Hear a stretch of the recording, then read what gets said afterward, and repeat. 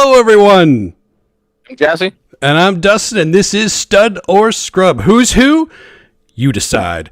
Thank you for joining us for this, our 100th installment in our ongoing journey to the WTC, where Jesse and I share all our practice tournaments, meta thoughts, and lists as we discuss the world of competitive 40K. You didn't think I did it live, did you? I just fucking did it live. We are here for our 100th episode, and Skari is joining us with his orange-ass tongue. That is creepy as hell. Oh my god. What I decide. Fuck? Tonight, I decide. That just creeped Creepiness with which you stuck it out to That your was- tongue. You were just like, that was like, that wasn't Kiss style. Like, at least do it Kiss style. You're not, and it's gonna like get in your beard too. Yeah, everybody can see us now, so there's no hiding the shit that we do normally during our podcasts. Also, I This have is like delicious, by the way. I have our videos open here. I can see it over here. So when I look over here, I'm looking at the videos. I like how mine, Skari's background is just our normal background, and you went and edited yourself this whole fucking little fancy background. Maybe if you got yourself a green screen, you'd be Hold on. fucking cool like hold me. on, hold on. Oh shit! on. There we go. Hold on. Wait, green tape? Okay, that's. It's gonna take a little bit of time, but This might take a while. This is going to be the longest podcast episode ever. Okay. He's taping over his trophies, too. Don't worry. We'll get to it. We'll get to it, guys. For those of you that are listening to the podcast, he's literally taping green tape on his back shelf right now. green painter's tape Yeah. slowly. Green It's not even painter's working that tape. hard at it. No, not even a little bit. Not even a little bit. Yeah, but you get ready, Nick. This is going to be a lot more painful in video form than it would online. So, as I was saying before, welcome to our 100th episode. We are obviously very excited to be here. Thank you for joining us for this, Skari. He will be hosting, and I think Gary's in the chat Thanks too. for having me. Oh, this is great. Guys, I didn't think we'd make it this far, but here we are. Cool. I know. I've been counting down the days before you decide to cancel, but apparently it just Everybody keeps on has. going. Everybody keeps Like, they keep listening in. It's like, I'm they're gonna be announcing their retirement video now in the car. Every single time. That's what everybody's waiting for. They know it's gonna happen eventually, but it ain't gonna be today. Not today, motherfuckers. All right, we are still here. I quit yesterday. He did quit yesterday, and here he quit is yesterday. again. In fact, I think Jesse has quit several times. Yeah. He's fired I get several fired people, including every he's show. fired Skari Every before. show, I get fired. I'm back again. I don't know how this works. You know, some sort of conflict resolution behind the scenes by HR. And I keep on getting my job back. Yeah, My if, favorite was I'm back again. if we had we an made HR you division, we'd be co-host. screwed. We made you co-host at the beginning of the episode, and then I fired you at the end of the episode because you weren't on the episode. in which Yeah, I'm used to it already. Okay, this constant up and down. Don't mess with my emotions, Jesse. We have nothing else to mess with on here. Whenever you're just a guest on here, we always screw with you. You knew what you signed up for. You signed a contract.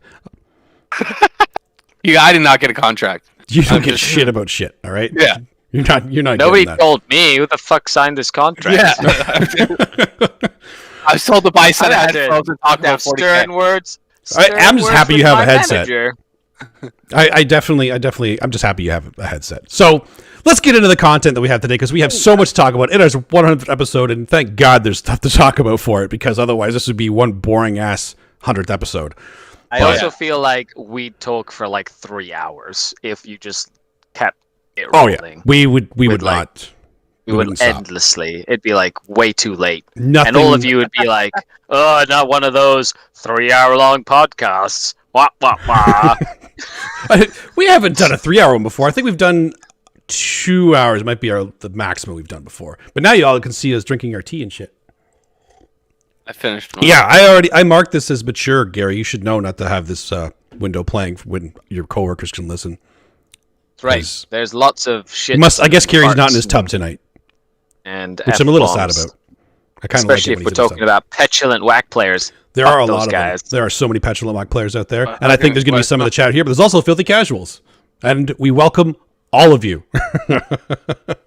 No, I don't like filthy casuals. You Come on. You love They're them. like the other half of the pie. You Yeah, know? without You've got, them, like, there the- wouldn't be petulant whack players. We'd all be Well, just exactly. people. They're two parts of the same It's coin, boring. Jesse. It's boring. I like them. in that- Symbiotic relationship, like a parasite. Okay, that sucks the Yeah. life out of the competitive. Yes, the mature is game. definitely in quotes. I'm agreeing. So I don't like them, but why? I know I need them.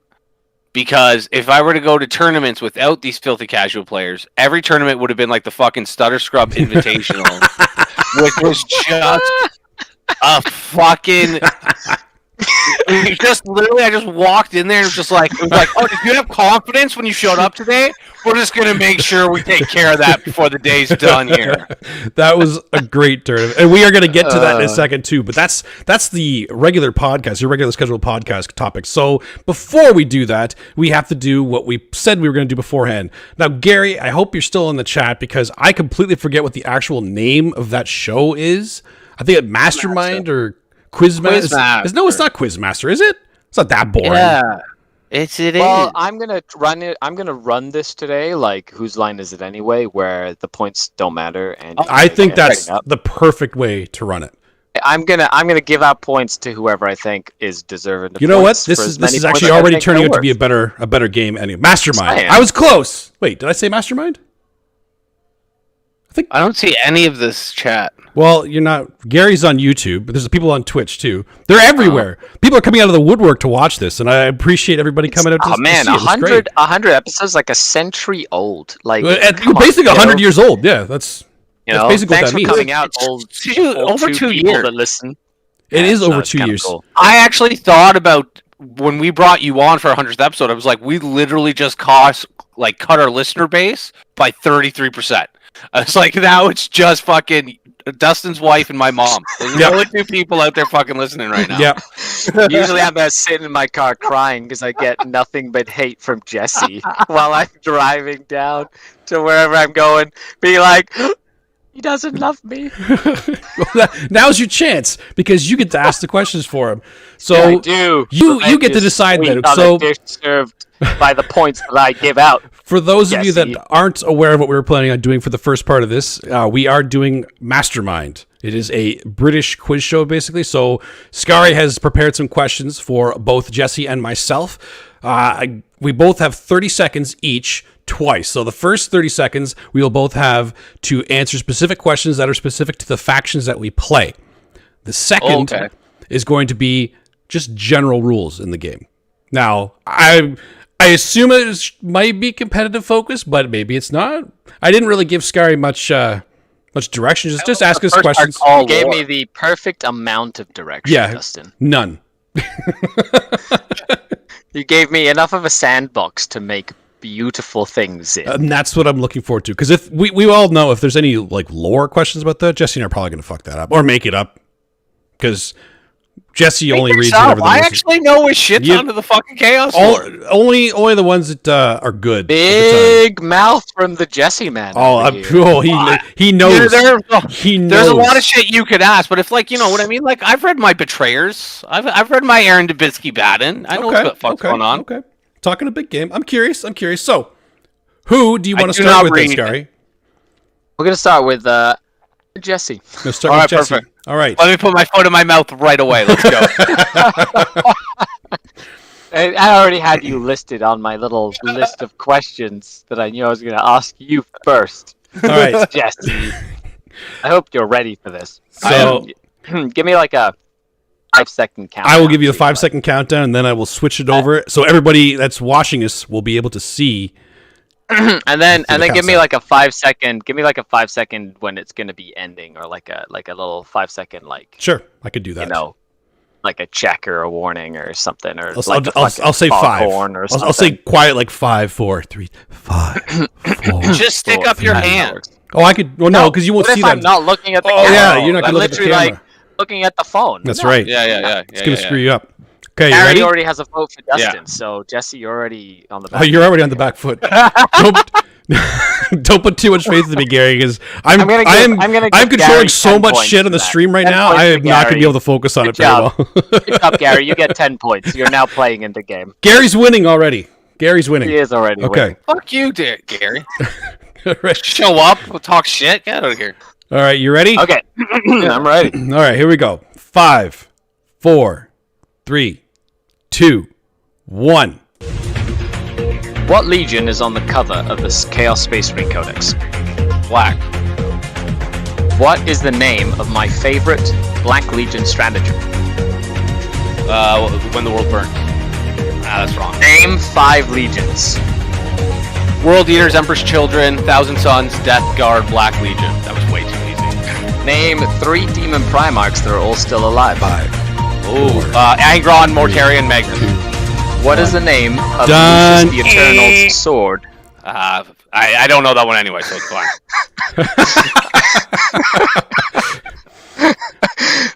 Well done. Well done. You know, it's good. You didn't say Black Legion at the first one. You said Black, but I'll give you 10 points for that, Jesse. Yes. 10 Yes, points. you're now eh? tied with Gary.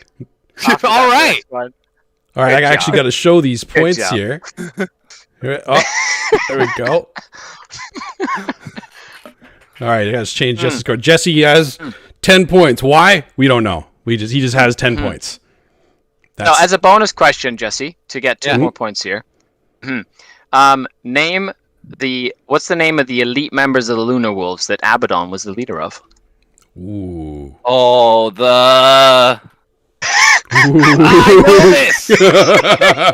It's like I know 2 of the fucking members. I can't remember what they're called. 3, 2, The Looper 1. Call, the Looper Sol. The Mournival.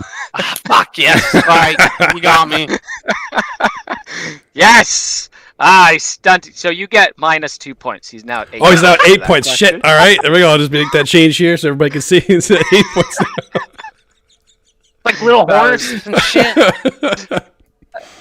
So how many books have you read, Jesse? Just to make this clear. Yeah, we All wanted of to. them that include the Mournival? 5 that have them in it.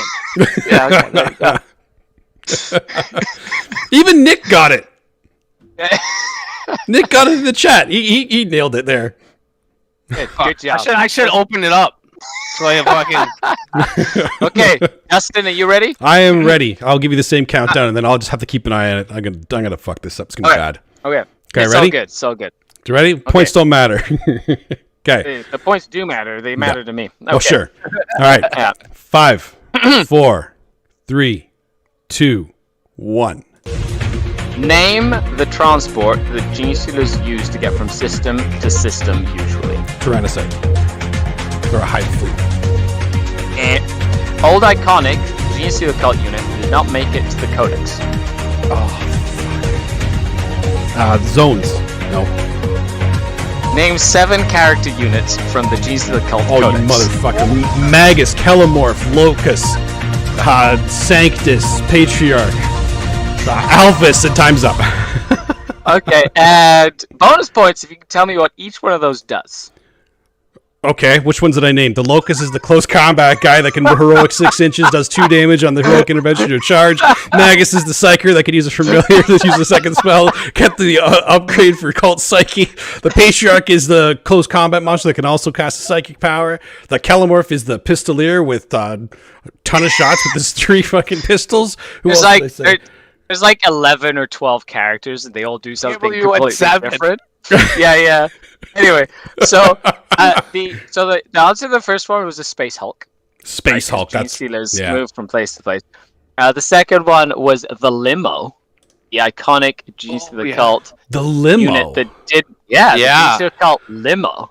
You never seen it? It was like, wasn't it like the It wasn't famous a Games picture of it's Workshop. like pink? It was not a Games Workshop product, but it was like part of the lore, like a freaking limo, and that was like their transport. I 'cause they remember come out of seeing a that limo. too. I didn't even think of that. I was thinking of Nick Tyranny got for it some reason. in chat. Yeah, he Nick did. got it in chat. He's like, okay, that was awesome. I'm going to give Dustin 6 points because he totally like fucked up on that one big time. Oh yeah. Okay. And the last question, this is for bonus points. Okay. Why am I awesome? Is that for either one of us? No, just for Dustin. Oh. That was in his list of questions. Why are you awesome? Yep. Why am I awesome? Dustin. Because you play a single faction. You have played the single faction mainly for most of your life, and I respect that, and that makes you awesome. Okay, I'll give you 2 points. Okay, you're tied now. There we go. You have one of Skari's pubes stuck in your teeth, by the way, Dustin. Yeah. Well, Amazing. My ego appreciates that. yeah, Okay. that's why you ready for couldn't the ask game Jesse rule? that, because he would have taken the Ready? point loss for that, no problem. Ready for the rule questions part of the Yeah. actual play? Mhm. Okay. All Do right. we have to like buzz in? How does this one work? No, it's the same No, thing. this is same same sort of thing. Yep. Try and get Okay, as many cool. as you can right. Let's start with you, Jesse, shall we? Yeah, let's do it. All right, This is so- fun. Okay. Here we go again. 5, 4, 3, 2, 1. Name the phases of the game.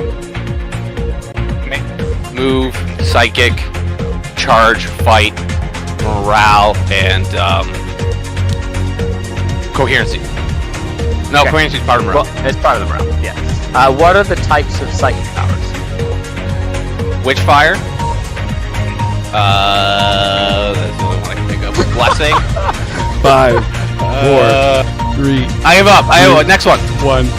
What are the We're names done. of the 3 battlefield supremacy secondary choices? Engage, stranglehold. I don't know the third one. Oh, line breaker. Linebreaker, goddammit. I'll give you 6 points, Jesse. That I'll was take a 6. valiant effort. Good job, valiant effort. And then we've got Dustin. You ready? I am ready. Okay, here we go. 5, 4, 3, 2, 1. Rules as written or rules as intended? Oh, that's a fucking trick question. Rules is written. Okay, Titanic units take penalties for difficult terrain. True or false? False. Titanic units with heavy weapons firing into combat suffer the big guns never time penalty. True or false? False. Name 5 of the 9 Strike Force GT machines. That's 5 seconds in a row. 5 of the... What? Retrieval, scouring, vital intelligence. Fuck. Shit. It's hard when you're on the spot. It's really hard. It is not as easy. Yeah. Like, we know the answers to these, but doing it in 30 seconds or less is not easy. Last question. Can you reroll the ones from a Neurothrope casting powers? Oh, you fucking can reroll all that shit. No, you can't. You No, can can't. absolutely reroll Your that. original answer was rules No. as written. No. You have just contradicted yourself, sir. That is no, because it's still written in there. contradicted It is still written in there. I am pleased. I am pleased. You can still fucking Fight reroll those. for me. That Fight was for me and feel the pain. Also, it is true that Titanic units suffer the heavy modifier for hitting with heavy weapons. in and close 'cause they- combat, really. For shooting into close combat. That's a heavy weapon thing. They get the special thing where they can shoot even if they fall back, right? But if they stay in combat, they still suffer the -1. And it is true they don't suffer the difficult terrain. So you're good with that. That I'll part give I was you, sure. you know, yeah, I feel like Jesse did better than you for Oh, this. yeah. I'm going to give you 5 points. Yeah, I think you And did. Jesse's going to win by a point. Yeah, by a point. Yes. Yeah, good job, Jesse. I You think did it was it. the lore segment that really kind of took you above there. I would, to be honest, I was actually ready for Tyrannid's lore for some reason. I don't know why. Genes to the Cult definitely had something to do with that. Were you not talking to us all day on Skype because you were just fucking perusing, just deep dive studying on your Tyranids Codex? Like if we What? I had if a you- job to do. I actually have work to do during the day. if we flip your camera, it's just like a fucking like a Oh, serial here's another. killer's There's a couple of board. really good ones that I thought of because I thought of some really good ones. I was Let's like, go. this would be really good. Okay, so Jesse, name the rule that allows noise marines to fire when they die. The name of the Ooh, rule. see, that's a good one. Something Apocalypse. Music of the Apocalypse? I don't know. You tell me. I think it's Music of the Apocalypse. I'm gonna have to What is it? Wahapedia it. There you go. 40K, Jesse, can be played at 4 game sizes. What are the official names of each point level? Strike Force Incursion. Combat Patrol? One more. I know. Oh, you got 3 out of 4. That's impressive. One more. Oh, it's the really big one. Yeah. I don't know. Onslaught. Onslaught. Yeah. There you go. Okay, Nice. Dustin. Here's one. So this is a question for you, Dustin. Mhm. Is Jesse the ultimate snotling, and therefore making him the stud of snotlings? Ooh. That's a good. That's a good question. Yeah, Music of the Sti- Apocalypse. I was right. Is it? I think that's what I Nice. said. Yeah. The stud of snotlings. You know what? I have to say he is, and I hate. Yeah, good job. I hate fucking saying that, but it's true. He is. So he would be the stud of Snotlings. So it's like being the king of Shit Mountain. Hey, you're still king, man. The crown's a crown, motherfucker. I love it. Well then, I am glad. Thank you for playing, everyone. That was Thank good. you, That was a lot of fun. We're clapping right now. Yeah, applause for you, sir. That great. was awesome. That was awesome. That was really fun. That was a lot of fun. We definitely need to do Yeah. that some more with some other people on here now. Yeah, that was really fun. Good idea, Gary. That was a good suggestion. That was fun. That was a lot of fun. So I also like in the chat all the people just typing in the answers like it's super fucking easy. it's not that easy, guys. It's really not. Like, we know the answers to this shit, but when we get all this stuff asked on the spot, it is not easy to just pull it out. That's why these quiz shows, like, everybody looks at this guy's a fucking idiot. He got it wrong. He's like, that's not easy when you're on the spot like that. Monday morning question answers. Get out of here. Backseat quizmasters. Fuck. All right, on to I was just honored.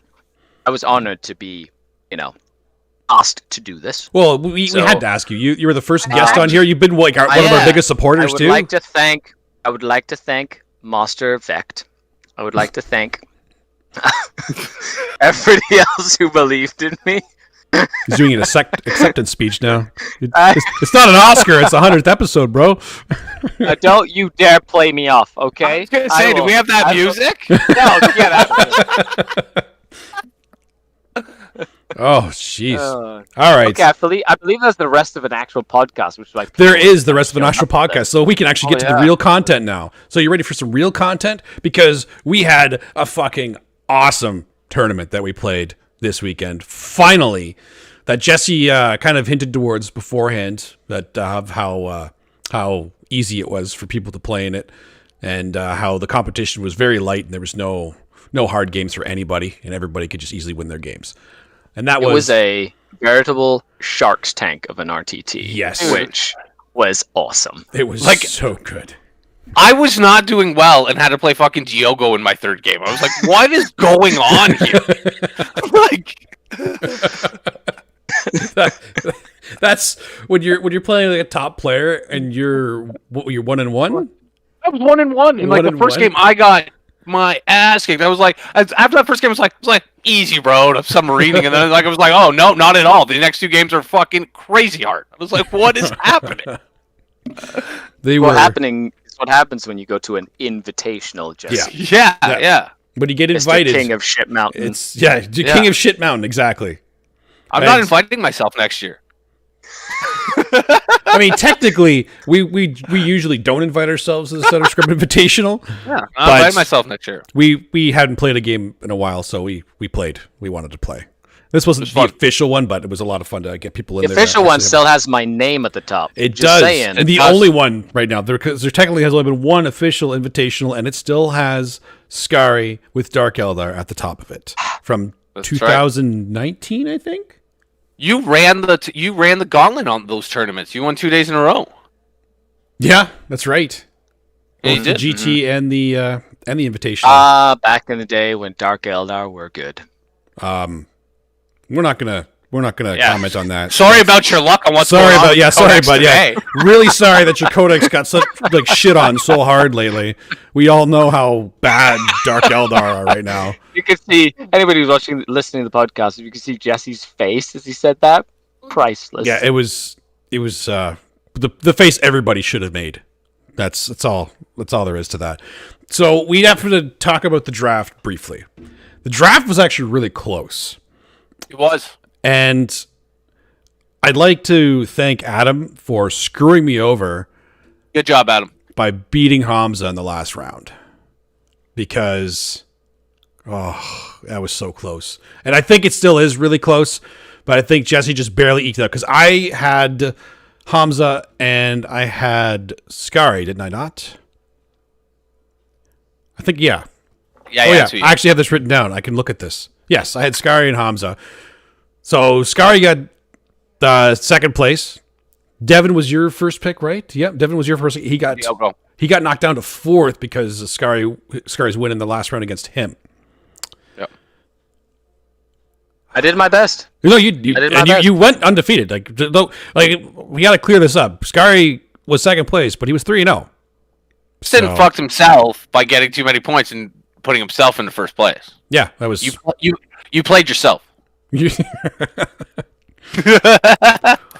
come to the Stutter Scrub, play with yourself. You do. Yeah. That's the whole point of it. And that puts so much pressure on Hamza to get 2-0 or 2-1. Unfortunately, Adam took it from him. It's okay, Hamza. I still love you, and I do take responsibility for it. I said it before when I picked you. I know it is the curse of the Stutter Scrub draft. Whenever you get picked, you get shit on in whatever tournament. You know, it's not even like it's not your fault. When you picked him, while I was listening to the podcast, I was like, "Oh, you just cursed him." Yeah, he does. He does. Like, psychs himself out. I was like, that or 3 Void Raven bombers. That'll also that psychs people out. The problem is that whenever we don't pick him, he doesn't care, or he's mad at us for not picking him, and he just dummies people. Awesome, yeah. Whenever we pick him, though, it doesn't matter which one of us does. He just gets in his own head, I guess, and like, I gotta win for you. And I know he does too, because he always comes to me at the beginning. He was like, "Man, why'd you pick me?" But yeah, he just needs to not listen to the show like the night before, before he goes to the episode. Then he's gonna think he was picked though if he does that. He's the kind of guy that will get in his own head anyway. He needs to know. He'll ask. Yes, he will ask. Yeah. But at the same time, like, I think he listens specifically to know if he got drafted.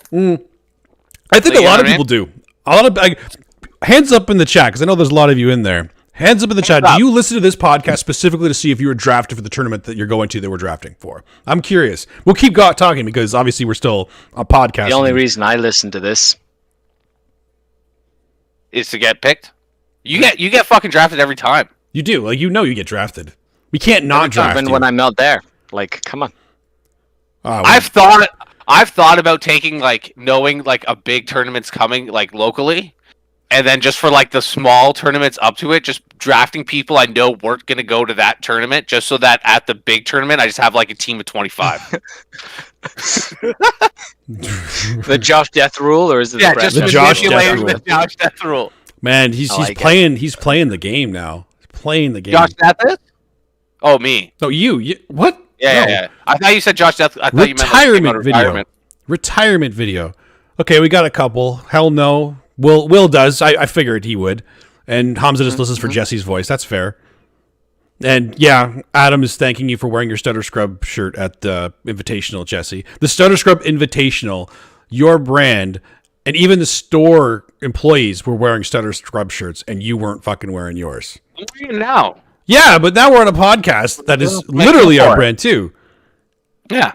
Time to throw down here. This is, I there has to be some sort of blood drawn somewhere. So the bloodletting will begin. Huh? I have a 9-month-old child, so the amount of sleep I got prior to going to the Stutter Scrub Invitational was minimal. So when I left in the morning, I got there almost an hour early because I just didn't want to be in the house, and I just grabbed the first thing I saw and got out. That's fair. That's fair enough. I started listening because you called me a dark horse at the first open tournament. Who's that? What is your name, good sir? I think I know exactly. I want to tell us your address. Tell us your address. We could. It's straight. I think Stray Zeus is. It might be Moser. Is it Moser? It might be. Maybe it is. I don't know. I don't know. And a hobby goal to get drafted at least once. That is a good hobby goal. We will definitely draft you at least once. Tell us when you're going to a good tournament that we can draft for, and we will draft you as a dark horse as well. That's a hobby goal. Well, that's a worthwhile hobby goal. We're happy to do that for people. This is also a Make-A-Wish episode, you know? If that's something that you strive for, it is Moser. Yeah, exactly. You called it, for sure. Well, to be honest, it's really cool. Like, it's been fun, because over the last couple of years, you know, from when, like, 2018, when I really started going to, like, the competitive scene, right? There's been some, like, you see, like, the people who are sort of developing and where they are now after, like this many years. You got, like, Sam, and you got, like, all these other people who are, like, up-and-comers, right? And they're, like, really pushing the envelope and, like, getting better and want to depose us, which is the best thing. Yeah, that makes everything better. You know And I'm glad actually you brought that up too, because I need to talk about my first game with Sam briefly, because it was the first game of the tournament for me, first one in the morning, and like I went in here knowing this was a Shark Tank. Like I had to play my brains out, but I was not awake yet, and I'm playing the game for the first little while. I was like, okay, I think I've got a little bit of control. You know, half asleep, half awake. Yeah, Sam's an awesome guy. This is a really fun game to play. Roll a couple dice, move my guys, take my first turn, and he takes his first turn, and then like hit me like, oh my god, this guy's fucking awesome at this game. I have to wake the fuck up right now, because that game was tight, like really tight. And I'm really happy I finally got to play him. I've seen him at tournaments a couple times, and playing pure Blood Angels, you're already a hero, Sam. And you're another one of those guys that plays pure faction, which obviously I respect. I know Skari respects it. Jesse, but you do it well. Like he knows exactly all the ins and outs of it, and he plays a clean game. He makes sure he doesn't get you with any gotchas. Like tells me everything that he can do, like when I'm moving and when he's moving. So there's no gotcha game. There's no feel bad moments aside from dice rolls, but that just happens. And it was just a very fun, clean game, and I loved it. It started off, and I need to apologize to both Diogo and Mike after playing Sam, because after that game, I was so honed in my 40k senses because of that fucking game that I was just like on top of my game for the next two. So Sam needs to apologize to those two guys too, because I couldn't make a mistake. I couldn't. But it was really such cool. a good game. If I had a dime for every like time I've had Sam reach out and like, you know, reach out for help and list building and all this stuff, like that's somebody who has that hunger to just like constantly get better, and you can tell, you know, like they're not satisfied and they're like mildly obsessed with getting better. Yeah, that's the thing that makes you a good 40k and player. You'll always improve. And he reached out to me afterwards too, like after we like, you know, hugged a bunch. Yes, we fucking hugged a lot, but he also reached out to me afterwards and said, hey, I think this is when it kind of turned in your favor. Do you agree? I'm like, yeah, that's exactly the point that did it. This is what could have happened. This is what would have happened. And we kind of discussed it even further, and he was just satisfied with that because he knew what he could have done differently to potentially turn that game. What kind of flipped it over of what he. So that discussion after you lose a game is the discussion that makes you a better player. Always ask that whenever you lose a game, like either whether it's close or not, like even games you lose by a large margin, you can still learn so much from that. In fact, you arguably learn more from it. So always ask. It's worth it. 100% worth it all the time. That's just how you improve. So I 100% support that, and I want people to do that. If you want to improve, talk about it after the game. It's after the fact shit. Yeah, don't come to us with dice this. Oh my god, don't do that. Don't do that. No. Guess what? We can't help. No one can help you if you blame the dice. If you blame the dice, you're just not going to get better. There's nothing you have in control. You are like it's the one thing you can't control is the dice. So why the fuck are you blaming the dice? You're blaming the dice. You're blaming the random factor of the game of why you lost. So like, okay, well then that's why you don't gamble. We all know dice can mess with you. They can. And that happens. It messes with all of us. But even if the dice were terrible, you can always pick something apart to be like, you know what? I could have improved here. Yes. Yep. You know what I mean? And that's the important part is, even though the dice were shit, and there's pretty much nothing I could do something. I could have done this deployment differently. Yep. Or I could have put this unit to charge here, or to move here. Yep. Something that I had control over that had nothing to do with dice. That was a mistake. Regardless of how the dice went, that was the mistake. Mm-hmm. Right? Yeah. You have to be critical of yourself. You have to be critical. That's the key word. When you hear someone say something like, I would have won if they didn't make 4 or 5 saves on the last turn. Okay. And it's like, okay, yeah, like statistically that shouldn't have happened, but it's going to happen. So like the real question you need to ask yourself isn't like, how could they make that many saves? It's like, why was I in a position that I needed him to fail X amount of saves to be able to win the game? What could I have changed to not needed that to happen? Shit, exactly. I'm glad that Jesse said that too. It's true, because everybody will always focus on like something that happened at the end of the game, but it's true. You could go a lot earlier, so you weren't in that position at that point in the game, so you didn't have to lose because you made five up saves that you shouldn't have made. There's always a point earlier on that you could have done something differently so you weren't in that position to have to make him fail all those saves. Because it does happen. As bad as the odds might be, it can happen. And you just need to be prepared for that. Like the entire game, you can't play the first turn relying on your last turn to get the points. You have to play each turn thinking about the next one if you really want to maximize your points. And you always want to be able to go back and say, okay, which turn could I have done something differently to not let that happen later on? Yeah. It's a butterfly effect. Yeah. It definitely is. Yeah. But to go on to that, so I played Devin the first round. I lost because of dice. I should have had that game, but the dice just didn't Dice go. just fucked you. It was all Dark Eldar. You know, it's just, Ace the dice. and points. Yeah. So basically, what happened was I didn't roll. I rolled things that weren't sixes. And so that went against my plan. That's really what I went in being like, that was the focus. Right, of course. Yeah, and then after that, there was like, I don't know if you guys played the game, but like you gotta get like secondaries and stuff. And like I just didn't do that, and he did. So it didn't work out that well for me in that first game. Devin beat me up. I think it was he got perfect score, and I did not get that score. So yeah. God, Devin got sense. 100 points in his first two games, and then came up against Skari in his last round for a nice mirror match. You guys deserved each other with your freaking Drukhari on Drukhari action there. How was your tournament though, Skari? It was fun. I decided to. It's funny. I posted the list up today. There's been a whole bunch of like people message me being about, what? You took the Blackstone Fortress Urgles or whatever? And I was like, yeah, I did.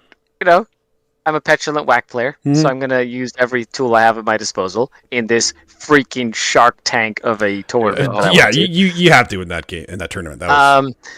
but it's funny because it seems like there might be an FAQ coming soon, and Mike Brandt might have been tagged in the chat I'm in to be like, hey, can we do something about these single Urgles? Is it really that big of a problem, though? I mean...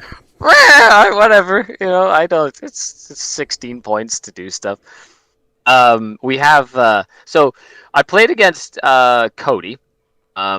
He was like a last minute fill in because he was in and then he was out and then he was in again because we had like Isaac had to drop. And originally I was going to play Isaac, which was going to be another mirror match, and that was going to be 30 incubi and 30 witches that I had to get through. I was actually very nervous about that matchup because I don't have the board presence to deal with 30 incubi, so that would have been interesting to say the least. I was playing a list with 2 Void Ravens and 2 Razorwing Jet Fighters and 2 units of Trueborn and like just a hodgepodge of different things. And that list shoots like a freight train. I haven't played a list that kills that much at range in a very long time. And so I decided to put it to the test in a real world tournament. And that was really fun. My Void Raven bombers were stars the whole weekend, and I love them. And anybody who doesn't use them like is missing out so big because they are so good. They can just win you the game in like. You said it... Sorry, go ahead. They win you the game in the first movement phase sometimes. Like it's just so good. It's just you said it. Yeah, you said it to me because with Devin, they didn't go off on me. The bombs did minimal damage, like nothing that I couldn't recover from. You know what I mean? But then you were like, but what did you do so that happened? I was like, yeah, that was not how I would ever want to actually fucking deploy. You know what I mean? I was just like, scat. I didn't deploy for anything other than I am far enough away that he can only get 1 or 2 units with bombs here. You know what I mean? That's the main thing that does for you. It's a mental thing, right? Like the only army, funnily enough, that's really good against it is freaking GC the Cult. Because they're like, can't do shit with these blips over here. You know, like that sort of thing. So funny. Other than the Tyranid stuff in the list, but... yeah, blips are easy to hide blips. I don't know. So good. Why people keep shitting on GC the Cult. They're an F-tier army, but... They have A-tier game mechanics stuff. They have A-tier game mechanics, exactly. Yeah, which is really cool. So then second game I played against Mike and his 30 Deathwing, which you ended up going into like round, and you you destroyed him. Like, you were like 97 points. I beat him by like 2 points. And I was like, woo! You know? But like, you know, I just couldn't kill those damn Deathwing, like, Deathwing, just wound on 4 stuff. Because he started making saves towards the end, and I was like, oh my gosh, this is going to be really annoying to deal with. Yeah. And then the Devon game was really... Like, that's a mirror match. I feel like in that case, it just came to me knowing the faction better than Devon does. Mm-hmm. You know, Devon chases I was able to, like... different armies. Yeah, I was able to outmaneuver and get into a position where his like fast stuff was out of position, and I was able to put most of my army on a very small part of his army and like overwhelm it, and then slow down everything else enough that by the time it got to me, it was like too late, sort of thing. Even though he clearly had the advantage in terms of like manpower on the ground, like witches and stuff like that. So yeah, it was a great event, and dodged me by like 13 points or something there, Mr. Dustin. Yeah, which, I do think we need to have you on stream to kind of duke that out to see who would have won that ghost round. Oh, that's a good idea. Yeah, we'll really definitely good. do it. Everybody who's listening to the podcast should stay tuned for the Dustin versus Skari Stud or Scrub live stream show extravaganza bonanza, where we just like have at it. There's no way I can fit that in the title screen. Not for people. Maybe you can make it an acronym. An acronym, okay. We can think of an acronym for it. But I do want to talk about what you mentioned a second ago, because it's actually something that is really important for people to realize, and that is the faction knowledge, like faction experts. Because Devon's a very good player. But because he switches armies a lot, when he gets a mirror match against somebody else that knows the army and is more comfortable with the same army, he's at a disadvantage. And that's just the mirror matches. It also comes into play with anything else that you're playing. If you're just comfortable with your army, you know how to play it inside and out, you'll be able to beat top tier armies, even top tier players with those top tier armies. It's possible. I know people don't think it is because it's not easy, and it's not easy. But faction knowledge, like faction expertise, can 100% win you games, and it will win you games. That's why I'm always a big fan. Like, there's always meta chases out there, and yes, chasing whatever the strongest army is, which might be AdMech right now, which we'll talk about in a second too. But chasing whatever the strongest army is right now, yeah, you'll be able to win a lot of your games, but unless you're a faction expert on it, you're not going to win all of them. Yeah, like you got to come into a mirror match with somebody that knows the faction better, or you're going to come into something that you just don't know how to deal with because you haven't played it enough with the faction you're with, and you're not familiar enough with it, so you don't know how to utilize its strengths and minimize its weaknesses against that specific matchup. So I always encourage people, play an army that you either like the look of, you like the lore, whatever the reason is you like this army, keep playing that army more. You can still do one-offs just to clear your palette, whatever, every so often to just get some different games in, have some fun with something that even you can learn a little bit with because you're playing something different. But you focus on a faction for you that you can kind of know inside and out. And that's another way you just get better as a player. Correct me if I'm wrong. I agree. I agree with you. And I think it's not impossible because there's proof. Yes. Like your proof. Mm-hmm. So were you before Drukhari were good. Yeah. Eric Letheros is proof, you know? Yep. You know, like people who play their factions and become experts in their faction just know how to play their faction. And it's nothing... You know, and we can use this as a segue into Adeptus Mechanicus, but like nothing like grinds my gears more than when somebody walks to a table before they've even rolled a dice, they're like, oh, I've already lost this game. Yeah, I hate that. Like, it like drives me mental. Yeah. You know, like it's like I'm not gonna tell them to their face, like slap them across the head, be like, tch. Like, why are you thinking that before you even start rolling dice? You have no idea what's gonna happen in this game. Like you've just beat yourself. Yeah, when you go up to that table, no chance now. You're right. You're absolutely right. You're 100% right. You're going to lose that game. Yeah, and you know what? Go read a fucking Tony Robbins novel or something. Like, here you go. You know, whether you think you are or you think you're not, you're right. Right? There, either do or do not. There is no try, Yoda. Right? That's right. Like, it's like that's legit the way that people who are good at things think. right? And there's a correlation between how people think and their success rate at things. Mm-hmm. You can actually make a correlation between that as well as like practice and other stuff. But usually champions have that thought process of nothing is impossible. I'm my own worst enemy. Yep. Let's do this. You know what I mean? Yep. 100%. So yeah, I think playing meta, or like if you walk up to a table and you're like, there's no way I can win this, like that means you're probably playing like top tier army. Like you shouldn't be thinking about how to deal with those armies. Like I remember like when orcs were super scary, like people were like, orcs can kill knights super easy, and I was playing knights, and I literally just thought of my list, thought of what those orc things were, and I was like, here's the answers to like be able to like handle this matchup. And that's what you should be doing right now with whatever you're playing with Dark Eldar and Admech. Mm-hmm. So how do we play into Admech?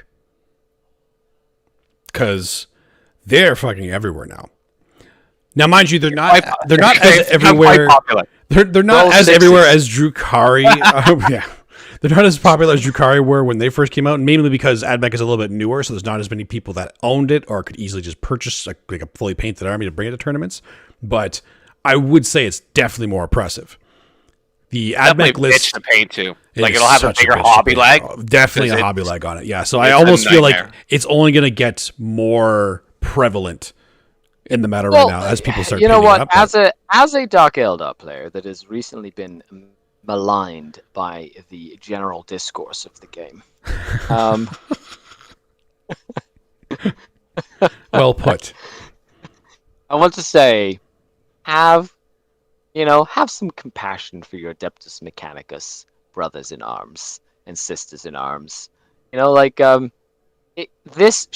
I say this every fucking time something is busted. This too shall pass. Mm-hmm. Like, it's like a storm. It'll like shake things up, and then it'll move on. Like something else will come along. It's not going to last forever. Mm-hmm. However, in the meantime, so that you don't feel like quitting your tabletop simulator league because you don't want to play another game against Admech or Dark Eldar, I feel like every faction is different. Like there are certain things you have to sort of be able to look at a list, look at the strengths that list has, and then, as Jesse said, figure something out to sort of break apart their strengths with the tools that you have available. Mm-hmm. You know what I mean? Like everybody's talking about Adeptus Mechanicus. They have like crazy shooting and then very good durability on like some key units. I'd be looking at ways to kill everything that isn't buffed, right? And just like killing all the pieces in their army that's like behind line of sight blocking, that don't have like all these crazy buffs, and then just harassing the big unit to kind of keep it out of the game long enough until I kind of deal with all the other pieces in the game, right? And then play the long game instead of like just trying to win right away, right? Which I feel a lot of people want to try to do sometimes. Yeah, I think a lot of people get kind of thrown off by a lot of the buffs that things like that get, like the Rangers buffs. Like if people are saying, oh, you can't, like they're going to have only wounding on 4s, they're going to ignore AP 1 and 2, they're going to have like a 2-up save, they're going to have all this shit. I'm like, okay, if all of that's on one unit, shoot a different unit. Yeah. Don't worry about that unit. Why are you trying to kill that unit? Because you've shot your whole army at the unkillable unit. Why are you doing that? Don't do it. Stop doing that. Like if there's a guy standing beside me with no armor, no weapon, and there's a big scary guy with a giant shield, who are you gonna fucking shoot? The guy with the shield? You're an idiot. You're not killing the guy with the shield. Kill the fucking idiot beside him because he's gonna go get objectives. He's gonna go score points. He may look like nothing, 100%. But he's gonna do shit. I think there is I don't know, like almost a disconnect right now. When we talk about these units, these unkillable units, or like the firepower things, right? Like, and I'll be the first to admit I fall into it so quickly, right? That like when you play a game 40K, sometimes it's hard to not let yourself get excited or carried away with the killing aspect. You know what I mean? Like to be like, shit. Yeah, you know what I mean? To just being like, okay, yeah, that's off the table. That's off the table. I got rid of that, and then regardless of points, you start to feel like you're doing well. You know what I mean? And like, I think sometimes it's difficult, and like it's just something like I've gone better at it. But it's like to just be like, it doesn't. I'm not getting points for killing that thing. Like at the end of the game, killing that thing just because I don't like it does nothing for me. You know what I mean? I need to kill things because they're going to get my opponent points or they're going to get me points. But sometimes just standing, especially in 9th edition, in this corner is more important than putting shots into that unkillable 20-man unit. Do you know what I mean? But like, so like there is a part, and there's also like you've probably done the math hammer on your army in that 20-man unit like 1,000 times, and like have added X and taken away Y so that you could, you know what I mean? It's where it's like, on average, I should kill 19.5 of them, so they should go down. And so you're just, as soon as they do it, you're like, I've prepped for this. And then you do it, and all of a sudden the math's not normal or like is a little off. And you're like, why are there still 11 of them alive? And it's like, well, because that's the average. It's not what's always going to happen. Go up and down.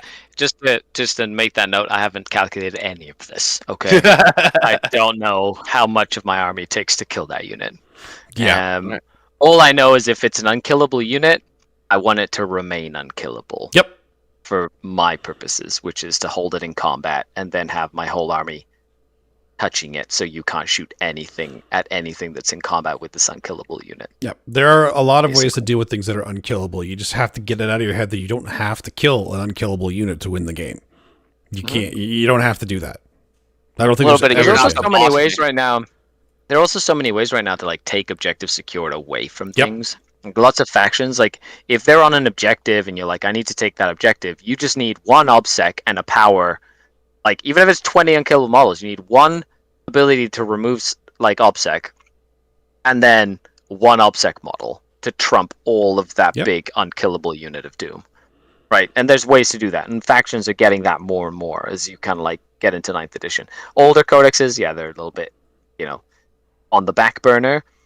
But, the newer ones especially, they definitely have tools to deal with that kind of stuff. Oh, yeah, the new ones for sure. And everybody, we'll all get there eventually too, but everybody does have tools to deal with this. They don't... Also, terrain is a big deal. Terrain is a big deal. I feel like, like the terrain that we had at the Invitational was like a WTC-inspired, heavier terrain boards with big triple floor line-of-sight blocking Ls.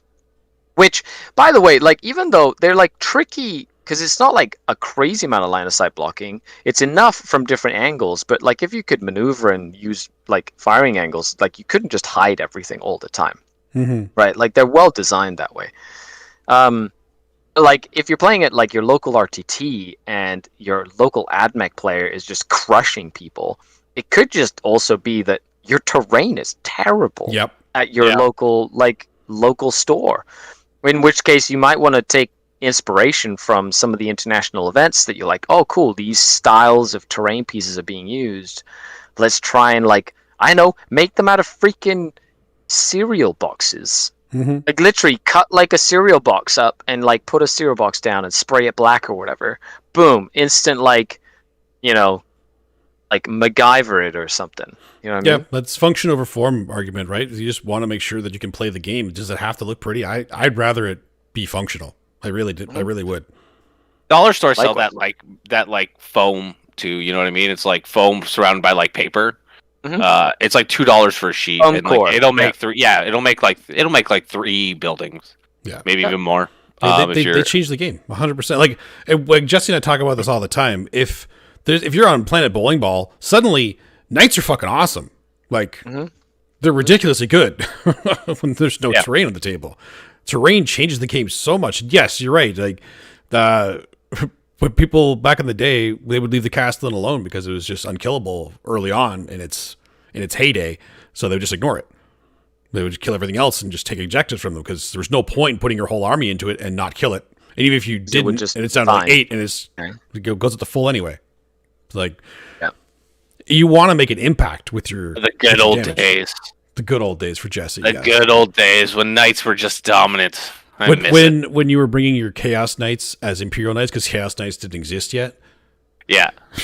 These corn Imperial Knights running around. Yeah, Sparks was playing Sparks, and he just looked at me and was like, I'm going to shoot at the corn Imperial Knight, and he just shook his head at me and laughed. Hey, and guess what? That too passed. Yep. It did.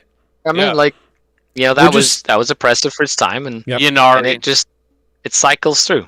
You know what I mean? That's it. Yeah, exactly.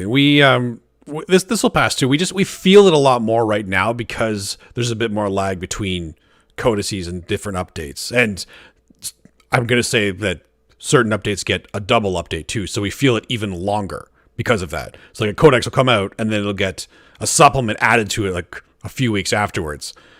Because that's the necessary. same day in some cases. Some days, sometimes in the same day. So we feel that heat even a little bit longer because of it. So it kind of extends this time we're waiting to pass, but it will pass. Hell, maybe Orc's going to be what take out AdMech. I don't think so, but it's just what happens. But there's a constant game of rock paper scissors as things come out, and they rarely release 2 rocks in a row, if that makes sense. Mm-hmm. Mm-hmm. Yeah, like even like Dark Eldar Drukhari came out, and it was like, oh my god, how are we gonna handle this? And then like AdMech came out on its heels, and it was like, oh, that's how you handle it. Like, you know what I mean? Like, yeah, exactly. There's definitely a good way to handle it. That's for sure. Yeah. So I think I definitely agree. It will pass. You can play around AdMech. AdMech are not unbeatable by any stretch of the imagination, but yes, you have to be ready to fight them, and you have to be ready to fight 120 Rangers. You're probably not going to fight 120 Rangers, but like knowledge is so important in this game. Like, do you know what I mean? Like, the more you know, the better off you are. And like, don't get me wrong, you're not going to know as much as the person playing the army, but the more you know about their army, the better you're going to do. So like, when there is a boogeyman, you'd be surprised. You can end up knowing more than about the army that you're playing that's against. true. Like, it depends on how like diligent you are learning other armies. Some people don't have the time to just like comb through everything, or have like an eidetic memory where they could just remember everything. But some people do. And some people do. Read up on the boogeyman is all I'm trying to say. Like, you know what I mean? Like, you know what I mean? Like, read up on that. Like, even if it's just like you don't have to know everything, but just look at like those, like the 3 things that are like, these are the terrifying things that AdMech do. Like YouTube, if you put AdMech into YouTube right now, I'm sure 1,000 videos will come up and be like, this is the scariest thing about AdMech. This is the scariest thing. You know what I mean? Like, and you can just watch them and be like, okay, that's how AdMech does this scary thing. I want to put a word of caution out there for anybody who's doing that sort of like research. You have to sort of like drown out the fucking whiny noise. Yes. Yeah, like, because I'm a Chaos player. All I hear and discuss is whiny noise. That's basically my. No. That's what I do. The whining I hear is not from my chainsword.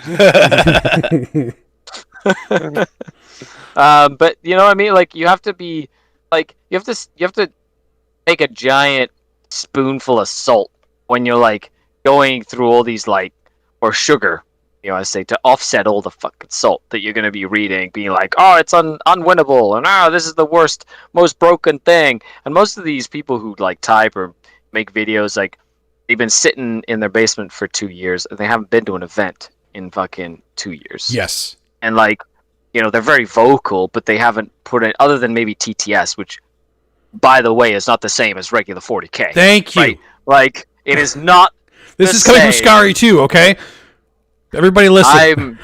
Like, it's a great tool. Yes. I love using it. I love playing. I love practicing things. But it is not the same. You go to a table, like, there's so much more to the tabletop game, and so much more finesse within the tabletop game that you can't replicate on Tabletop Simulator, right? And there's more human error on the table. Yep. And, like, there's a lot of other stuff that goes into it that makes the tabletop, like, unique. You can't replicate that.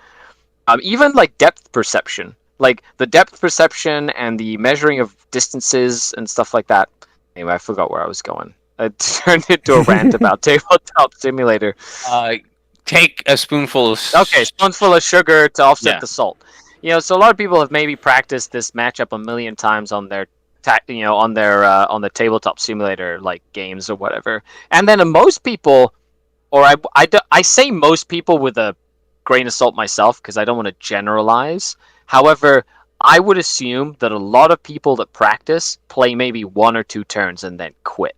And don't play the games through. Yep. Which is another thing. Like, we could go into a whole episode on, the pitfalls of practicing competitive 40K. And like, one of them is, why the fuck don't you finish your games? Yep. Like, Don't tap out. You need to know how it feels to play the game with 4 models left on the table and win to know how to do it, right?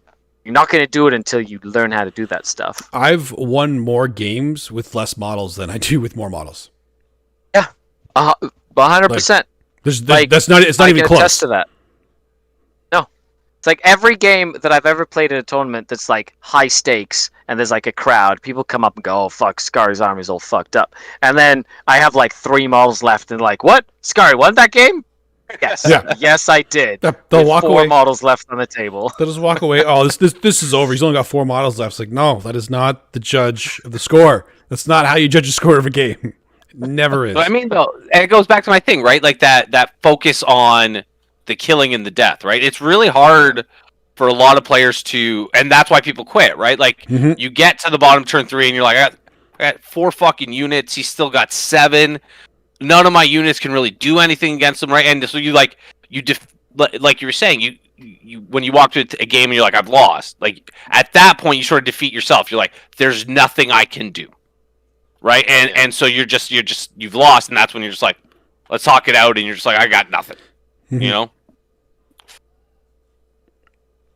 I agree. I think there's a lot to it than that. So when you're looking at like how to deal with AdMech, it's partially list building.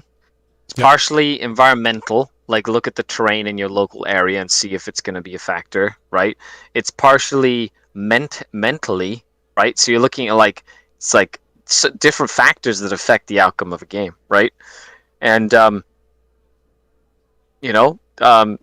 Salty's saying never tap out. Yeah, I agree. Like play the games to the conclusion. You have to know what it feels like to be in a terrible situation. Yeah. And then you'll learn how to get out of it. You need to be able to know how to both play from behind, getting out of a terrible situation, and just playing with low model count.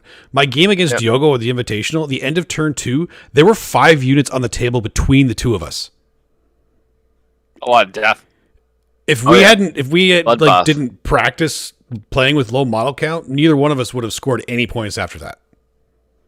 But we both knew exactly what to do to keep getting points because we've done it before. We don't quit. You gotta practice it out. I 100% agree. Yeah. You said it like, and you can't really say anything better than that. We can like go on and on about this stuff, but it doesn't make sense until you apply it. Like it's just going to be gibberish unless you physically like accept what we're saying and apply it and then trust that that's going to happen. Because a lot of people maybe try it once and they go, this is silly or whatever. And then they don't like apply it. Yeah, exactly. When do you see another GSC match, Alex? Probably next Wednesday, maybe another Wednesday. We're going to be streaming one with Skari, I think, soon. Because we're going to have our ghost round of what the Invitational was. My GSC versus his Drukari. So there's one Which is funny because you've built your list. Like, your list is, in a way, it counters my list really nicely. So it's always it's a nice dichotomy. Because if I go first, my bombers don't do much. But if I go second, you have the shooting to take my bombers off the board. Which is like, it's actually kind of cool. I love where my list is right now. I'm so happy with it. Like, really. And I feel like I have the tools to deal with everything in it. And it's just, I play it a lot. And there's a few things that I'm still kind of toying with the different, my 3 melee threats as they are, like usually 2 Acolyte squads and 1 Metamorph squad, but I'm just kind of figuring out what the best combo for that is. If I have like 2 Pauper Prince Cutters, or right now it's the 1 Rocks, like 1 of each, because usually I only need 1 of each in any matchup. But I love where it is right now. But obviously, you're practiced with your Dark Eldar list, and it's Dark Eldar right now who are extremely strong. So it'll be good. My single Urgles. You just watch out. That single Urgle is going to win you the game. I can foresee it right now. Yeah, it's going to get me so many points. You just can't come back. You might as well just tap out. I might as well tap out right now. There's no point in playing. Why am I even playing? I just walk up to this table and there's a fucking single Urgle on it. Why am I even playing this game? I'm tapping out. It's done. It's over. Why even play it? Freakoid says, why is everyone talking about AdMech and Drukari, but Necrons are being forgotten? Well, Necrons aren't in 8 of the top 10 of a lot of the tournaments going on right now. That's the short of it. Which is funny because I feel like Necrons have a lot of the They tools. absolutely do, and I'm gonna I actually just go feel on like a limb. people are trying to play them like Space Marines when you should be Yes. playing them more like Eldar. Like they're their own thing. There's too many people trying to play them like Space Marines. Like Yes. don't play Necrons like Space Marines. Necrons need to play like Necrons, and I'm gonna say too. One of the other reasons we're not seeing a lot of Necrons, like in the tournament scene, like winning a lot too. I'm gonna go out on a limb and say there's actually not as many pure Necron players out there that are just they're out to win with Necrons all the time. Like I can name one in Canada, Sebastian. And he wins his games because he always plays Necrons. He knows the faction inside and out. Like I said, they're not an easy faction to win with. Forget his name. Just the High Lords of Terror guy in the States who plays nothing but Necrons. He's good too, but I forgot his name.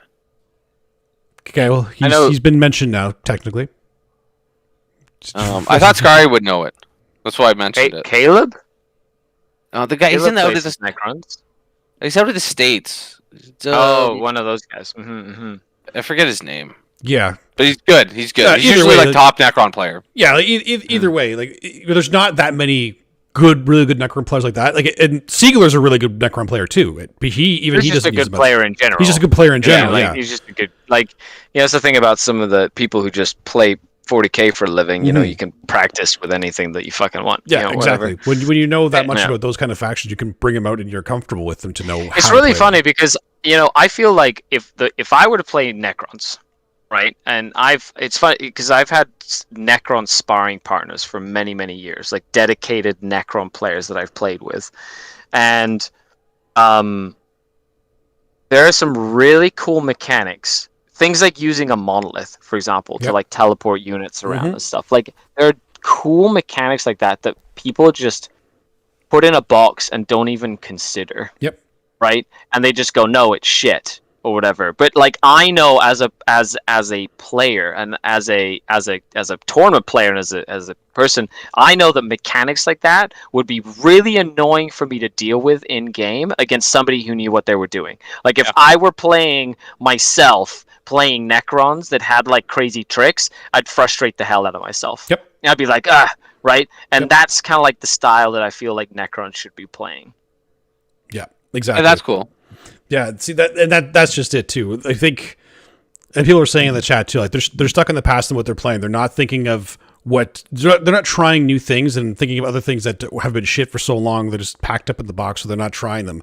There are so many tricks that they have that can actually win them games. Like reanimation alone is so strong, so fucking strong, and that's just the tip of the iceberg with the kind of shit they have. A full army of OBSEC. Like guys, Necrons are good. You just need to build for the meta, just like anything else. I also think like because a lot of times when we talk about what's good, what's a boogeyman, we focus on tournament results, right? Yes, and we do. A lot like Skari said, these players who play 40K for a living and are practicing different things, do you know what I mean? They're gonna go a lot of times to what's the best. Do you know what I mean? Or what counters what's the best, right? And so, right, like a lot of these players we're seeing now go to like Drukhari, AdMech now, you know what I mean? And like it's A, they have the time to practice the army to get good enough with it, and B, they have access to the models relatively quickly, right? So like that's what they're doing. And that also influences the talking heads, people like us, to be like, this is super good because it's winning everything, but it's also the players playing it are aiding in that. And like I don't feel like Necrons outside of Siegler playing it on stream really had that superstar player sort of championing it and like taking it up the leaderboards. Yeah, if that makes sense. Yeah, no, I think you're actually nailing it on the head there. There's not a lot of information and experienced people that are really good with them showing people different tricks. And 40K community actually does have a lot of trouble on like below, like mid-table and below. They have a lot of trouble figuring out some of this new stuff themselves because they're afraid to try these new things in the current meta, in the current tournament scene right now, because these other things are so fucking strong.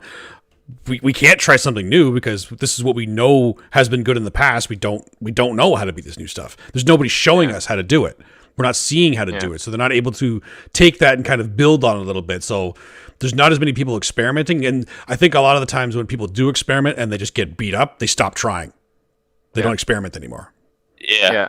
And I think at the same time, the fact that the world's been shut down for 2 years, That doesn't help. You know, like you kind of like have this. I want to go and play games, and that whole experimentation thing. When you're playing a game every other week or whatever, or going to a tournament every other week, it's a lot easier to experiment with ideas and kind of like feel free to like waste an RTT trying something weird. Yeah, exactly. Whereas now, like every event you go to is like coveted and precious. Yeah. And you're like, I want to like enjoy it and do okay at this event because there's not a large number of them. That's right. valid So point. that whole like testing like pool does get lowered. So it's a lot easier to go, okay, let's take a look at what Richard Siegler is playing or John Lennon, and then sort of like take that net list, and then adapt it to like what I'm doing, right? Which doesn't necessarily mean it's the best for you specifically.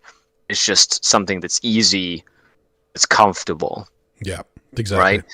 Like, I feel Necrons have a lot of mechanics that actually help against new AdMech, especially the reanimation protocol stuff, right? Which I feel like is a good counter to a lot of the stuff that AdMech are doing, right?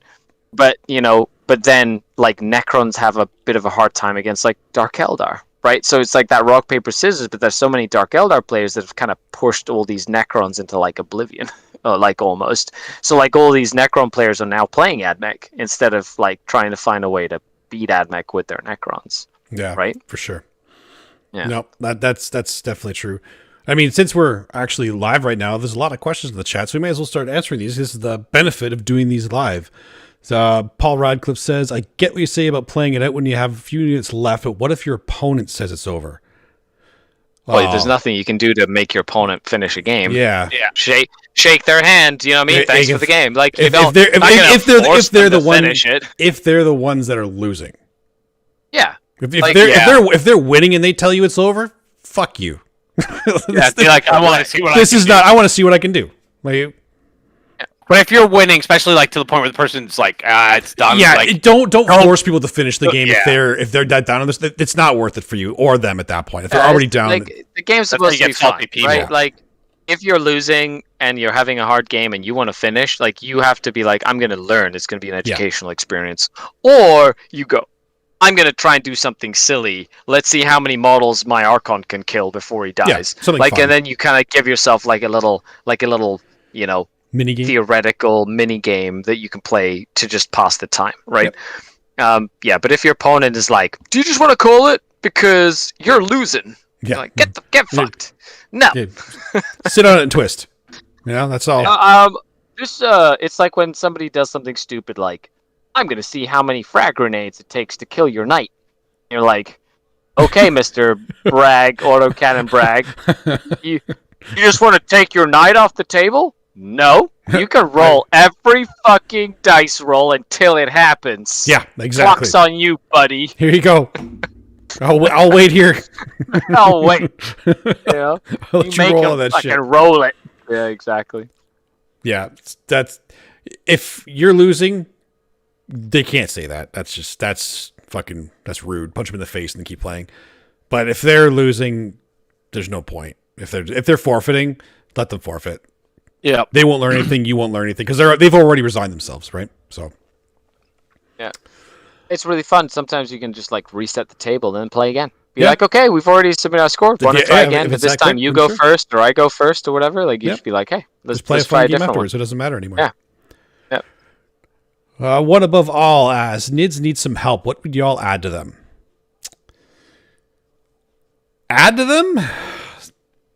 See, I think they need points adjustments. Adjustment is the big thing, but some rule adjustments, like mechanics. They need some forward deployment stuff. Like I could see Gene Stealers getting forward deployed. That would be amazing. We definitely we're lacking infiltrate. We need something that's good with infiltrate because right now the only thing that we have that has infiltrate, aside from spores, which because they just do something die. I have used spores in the past. They actually have been good, but sneaky freaking spore mines But win you games in the first turn, you sneaky bastard. I can love that tech. Sporefield Get is outta here. so underrated, guys. Oh, is that your Manipulus over there? Fucking spores. Boom! Yeah, there's definitely some tech in there, and the thing is too, I know this is an unpopular opinion. I kind of like where Tyranids are in a lot of places. However, if I'm being honest, where they need the most help is in their monsters, because their monsters right now are just not up to snuff. The Forge World guys are where the rest of the monsters need to go.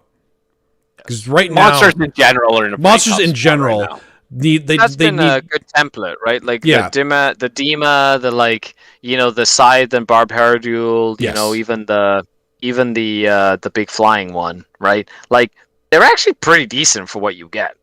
Like yes, they're great. That's the thing. And like that's what I mean by they're actually the good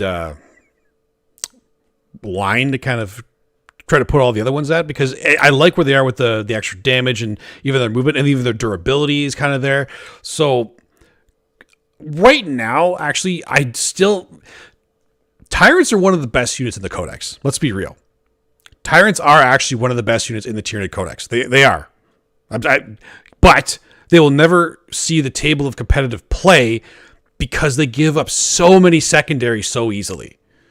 They give away too many points. That's one of the things that kind of makes me angry about them. So like they're not worth taking because they're worth so many points to my opponent.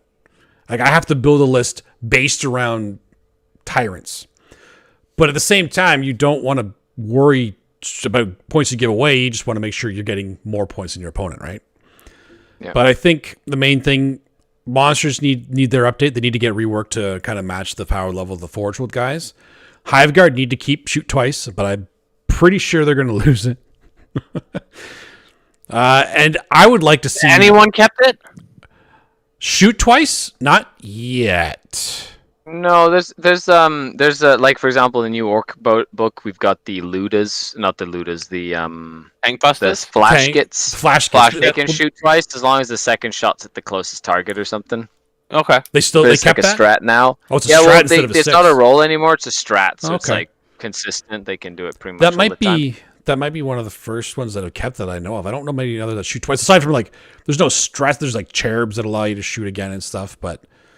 Those mechanics, or a lot of it has turned into like 6s or extra hits. Yeah, like kind of like the Chronos, like psychic power or whatever. Like that's more like it.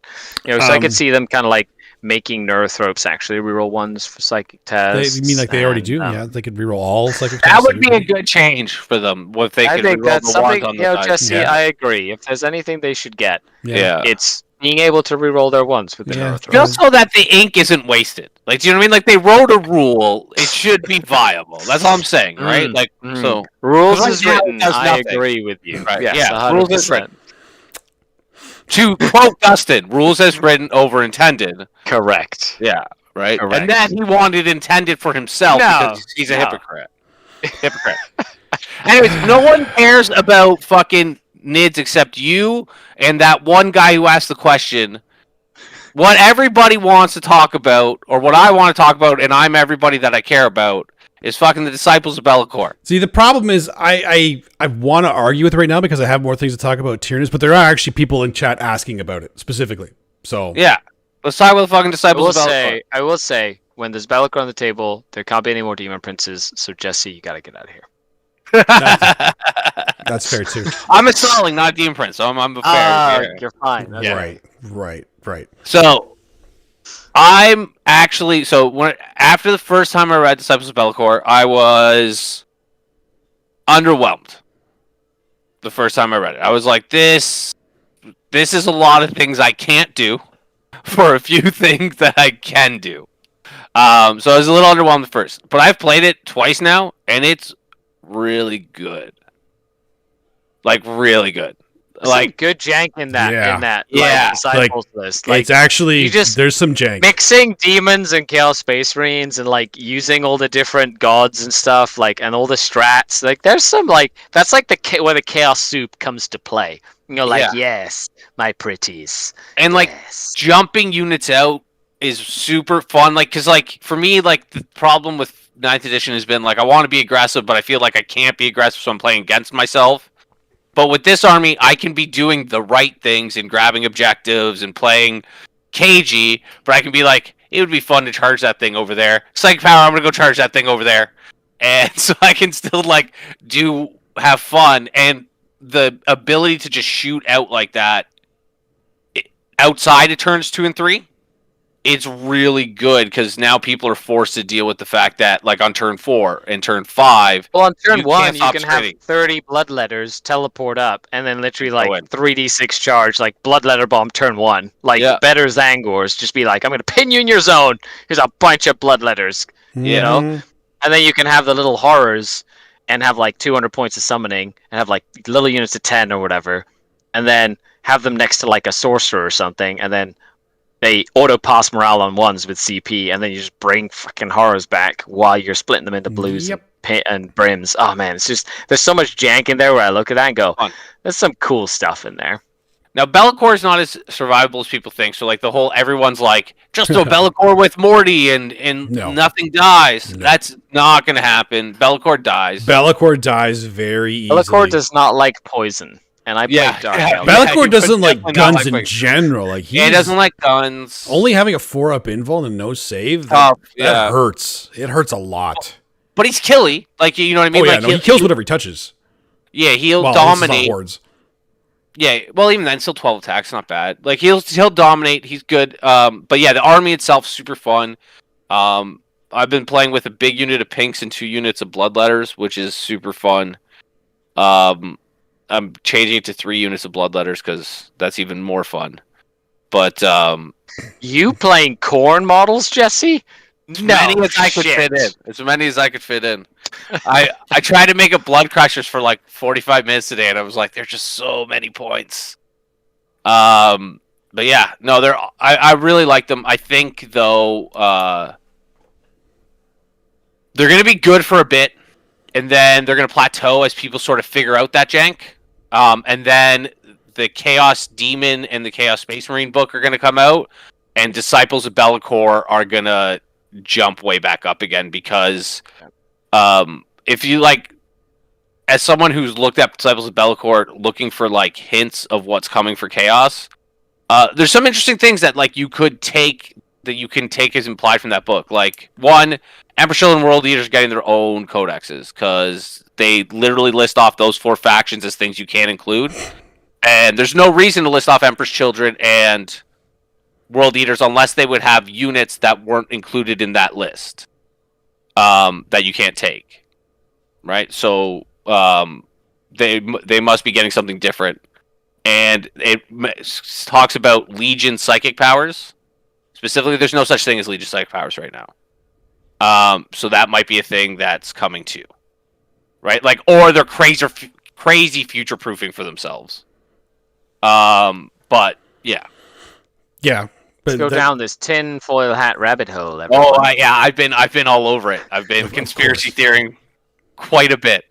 That's actually one of the things that not just Tyranids, but a lot of factions need is their core cult or creed or whatever their faction bonuses are just they're not as good for a lot of them. And the psychic powers, there's so many psychic trees now. They're everywhere. We just need a little bit of an update on those. Like all the old factions, maybe not all of them, but most of the old factions need an update on those. That's one of the other things that pretty much everybody can use and kind of what they're waiting for. What is a psychic power? Yeah, for those of us that know that kind of shit, when we re-roll our ones I with the don't Neuron know and what cast you psychic talk powers. about. No, I'm I excited have about the little- sons. I have little helmet that makes your head blow up when you cast them, but I hate that's all that I know. that helmet. That helmet's stupid. What a stupid helmet that is. Hold on, let me answer these questions. Okay.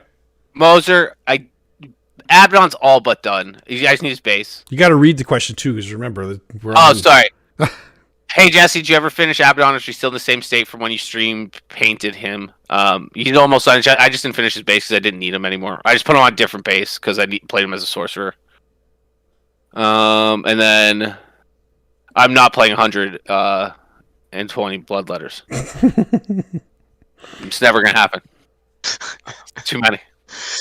Well, you need to take, that's 4 squads, so you need to take 3 squads of every other demon to take 4 squads of Khorne. Like, you need, that'd be a lot of points. You have to go change caster, 3 units of Siege Furies, 3 fucking beasts, I guess, or Nurglings or something. Yeah, and then 3 fiends. Yeah, well, single fiends or whatever, I guess. Yeah, I guess you could probably do it. I can't believe and then what else are you going to put in right now. Yeah, that's not going to win. The horror. I'm not considering at all. I'm saying it is possible. I'm sure it's possible. You could make it work. I mean, you could also just make it a pure Khorne Demonkin list if you wanted to. That's possible.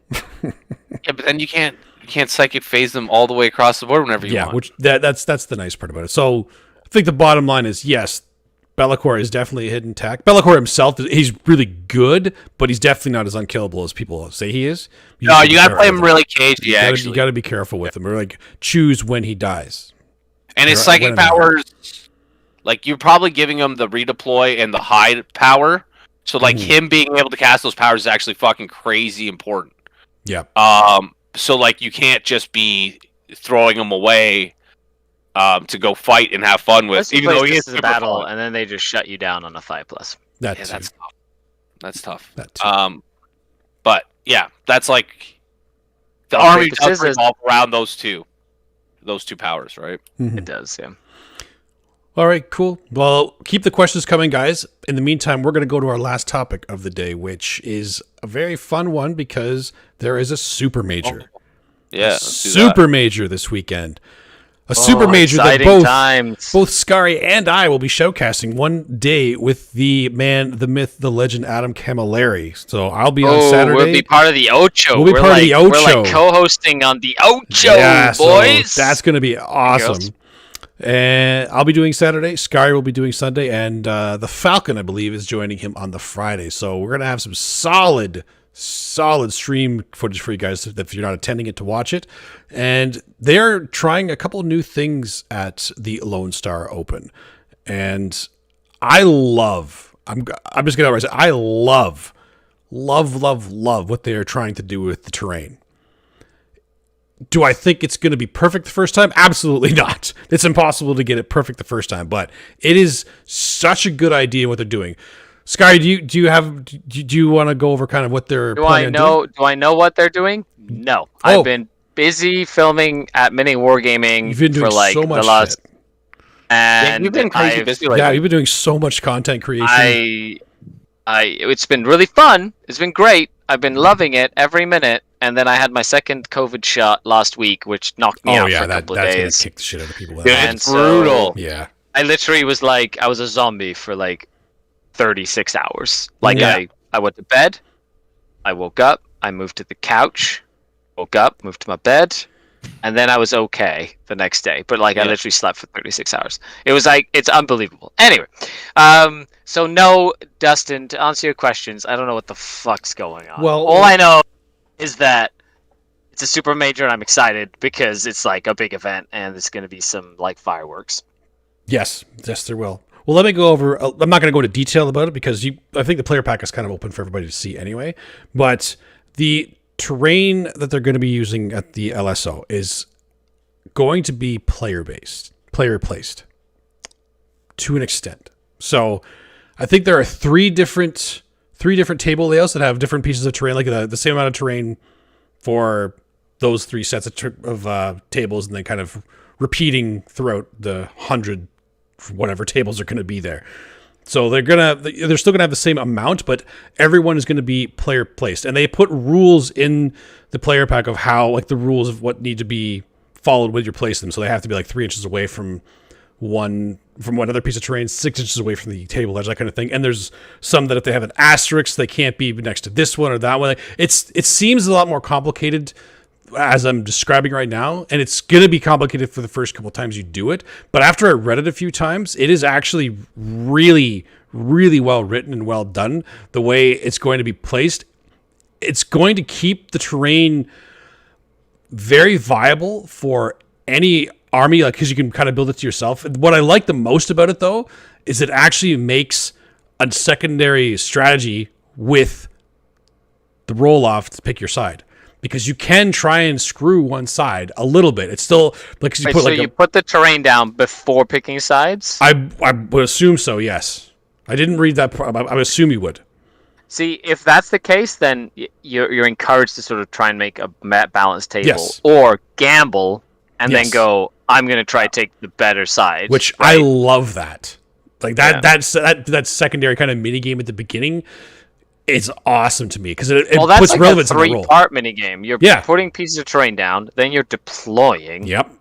and then you can't choose who goes first or second. Like, because you could have the best defensive thing in the game, and then have to go first, and then have to like jump up at someone. Yeah, Be like, exactly. Damn it, you know what I mean? Like it is Like, it's there's lots of layers awesome. to it. I love it. And they've tried to put enough limitations on there that it's going to be a lot harder to kind of screw it up for both yourself and your opponent, or even mitigate to one side. You can, but the rules they have there, it's I like it. Like I said, it's not going to be perfect the first time. I'm really interested to see how it kind of turns out and the feedback they get from the players that are playing it there. And since we're going to be shoutcasting it, I'll really be able to see it firsthand, and I'm really excited to see that because if this gets the good feedback that it needs to kind of perfect it, I think this could be the best way to competitively place terrain or use terrain in tournaments.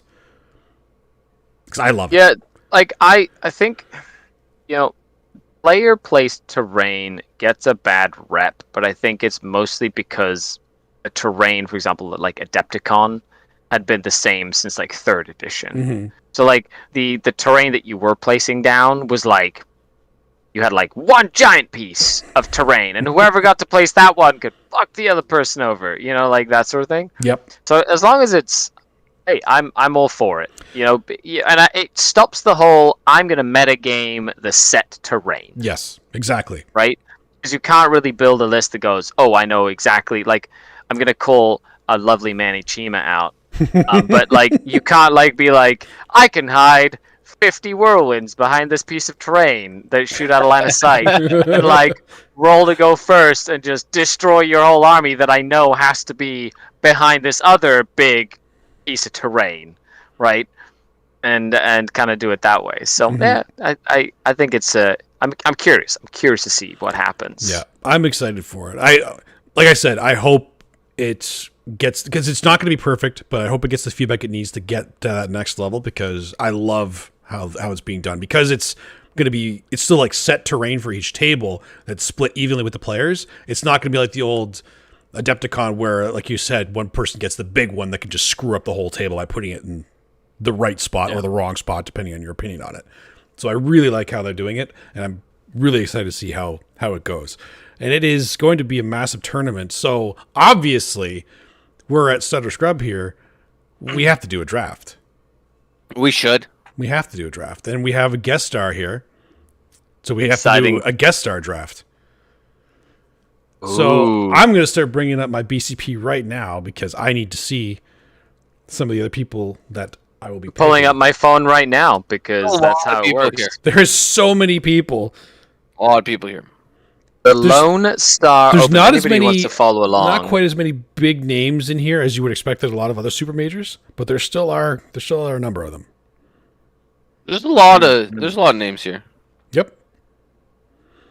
So Lone Star. Obviously, as always, Skari gets to choose when he wants to pick, because he is the guest, and that's how we do that. You're gonna let me pick first here? If you want to pick first. You gotta remember, though, it goes like a snake, right? So I know how this works, Jesse. Many people? How many people are we picking? It's 3. That's normal for any. Even for Super Major? For Super Major, you want 3? I'd say 5 is like 5. I'm gonna pick 5 people. That's 15. Holy shit! 5's too many. That is so many people. Come on. Where's your sense of adventure? Like a Canadian Super Major, where it's not just like we know the names, but we know the people. That's you know what I mean. I'm going to randomly pick this name. Oh, look at that, Mr. Sean Naden. Wow. Thank you very much. Randomly pick my ass. I'll take Sean Naden. You know All right. why? Because he's the Nader. He's Naden. Obviously, That's right. If anything, he's consistent. He's very consistent. And he's bringing Harlequins, too. Yeah, he's decided to ditch a few of his weirder parts of his list and gone for a more traditional Harlequin aspect to his list. I'm interesting. I'm excited. Yeah. See with it. Jesse, do you want to pick next or do you want to pick last? If I won the last one, you get to pick when you pick. Oh, that's right. I do get to pick. And I think I want to pick last, so I get 2? Mm-hmm. You get 2 in a row, yeah. I think that, yeah, I'll do that. I'll pick last. That's fine. Oh, there you go. Do we think that John Lennon here is like the John Lennon or a different John Lennon? I think he's a different John Lennon. Then again, you could go for the name and just pick that John Lennon. Just pick that John Lennon. That's true. Does anyone in the chat know? And just hope that it's in the name. Is it actually the John Lennon of Art of War, guys? Is it? Is Jesse? Well, he taking a doesn't risk? have his Art of War on the team name, so I would doubt He's bringing sisters, which he does play, but that's not what he would bring to a super major. I'll take Don Hoosen. Motherfucker. Damn it. All right. You get to pick 2 now, though. I do, which is going to be a little rougher now because my 2 first picks are gone. Did you expect them to? You picked third. Of course they're gone. I know. With all the people in here, I was kind of hoping you might, overlook at least one. Not Naden, but maybe you wouldn't think of Don Hoosen. Actually, I didn't see him till my third time going through it. Yeah, see, I was almost okay with that. There you go. Shit, man. There are so many people at this event. How am I going to outpick a Sean Naden and a Don Hoosen on the first round? Definitely. I think I'm actually going to take... let me just look at his list here quickly. I don't think you're allowed to. I think I can do whatever I want. Make these things. I'll do whatever I want. I'm the last pick. Let's break the rules here. I'll take Brad Townsend for my first pick. Good one. And then...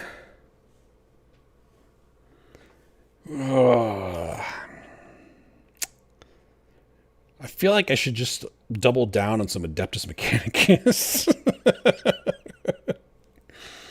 Maybe grab Drukari player.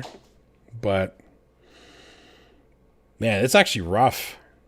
Let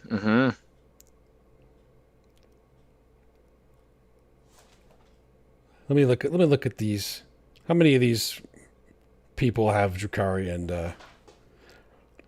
I'm trying to find a Genesteer Call player. I really want to pick a Genesteer Call player.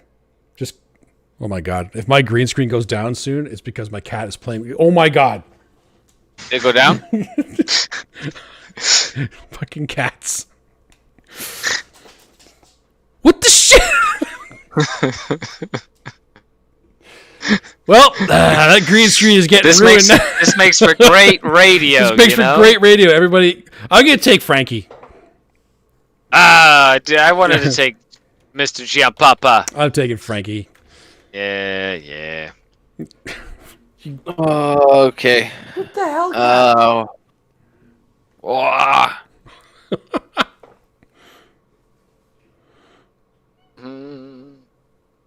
I don't want to pick this many fucking Death Guard players. Picking a lot of Death Guard? Ooh. I already got one in Hoosen, and the other person I want to pick is Death Guard as well. I gotta fix this stupid. There are lots of really cool people who play this game. Freaking cat. Jeez. Did you pick somebody? Not yet. Give me a second. Yes, we were gonna pick 5 of these people. It would have been completely random for me after these ones, I think. I think Colin McDade. Oh, you dick. I like it. Good pick, buddy. Good pick. especially since he's running the. So now do I pick 2? Is that how this works? Yeah, no, you pick 2. Yep. You get your 2 and You 3 get your now. last 2 now. Okay. I'm gonna pick David Villarreal, and I'm going to pick. Do they all have to be different factions or no? Nope. No. It can be whatever faction you want. Okay, I kind of want to pick a Dark Eldar player just for You really shits and should. giggles. I'm trying to find a G-Star cult.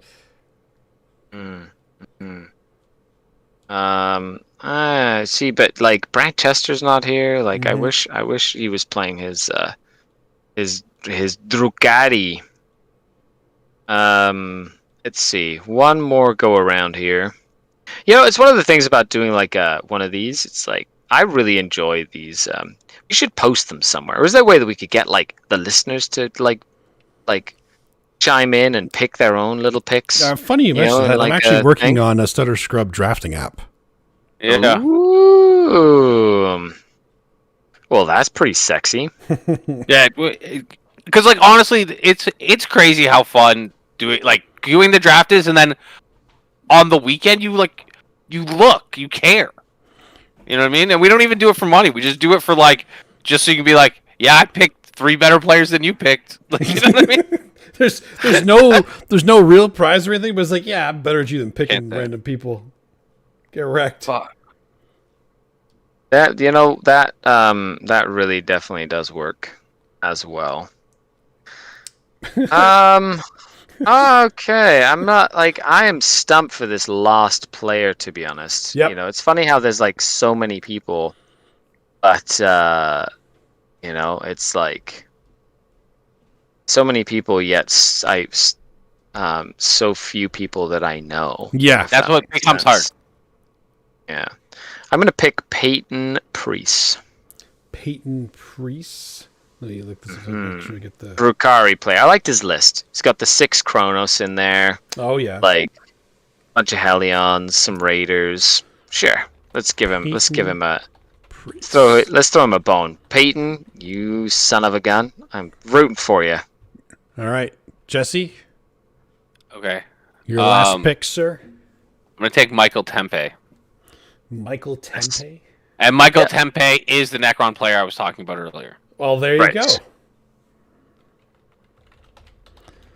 So, I just went through the entire list of people 3 times. Mind you, there are quite a few people that didn't put their faction in.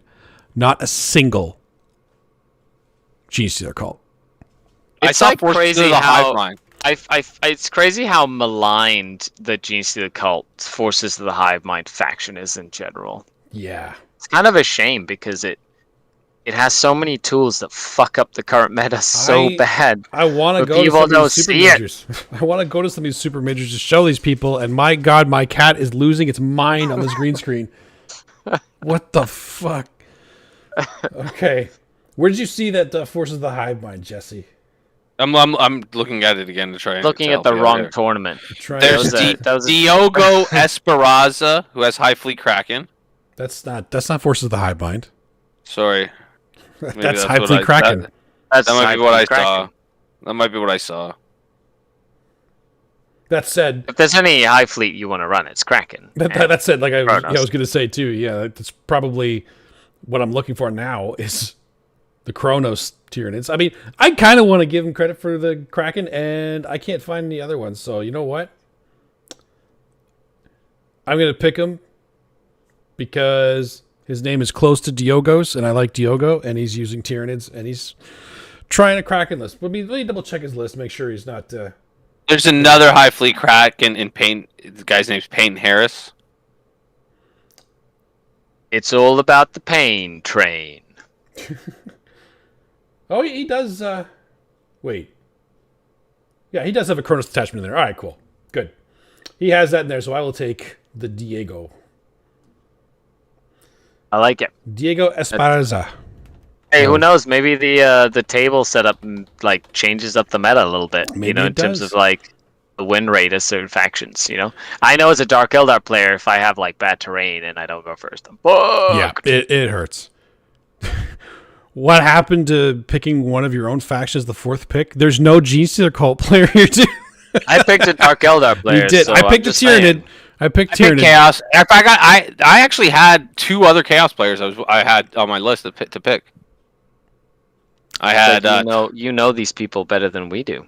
What is this? Thomas How's Reedy, Jesse have Mark all this Whitaker? inside scoop on stuff? Jesse, are you some sort of like Rain Man when it comes to like drafting stuff? Come on. No, I read a lot, I guess, on like articles. He does do that. I do read a lot of I articles. think he's looking for his next segment on how to be a petulant whack player. Yeah, And just wants to like have another ranting segment. Yeah, those are good segments. Hopefully somebody else posts some bullshit online sometime soon. We can have another rant session. I always enjoy those too. But I think that was most of the things we wanted to cover.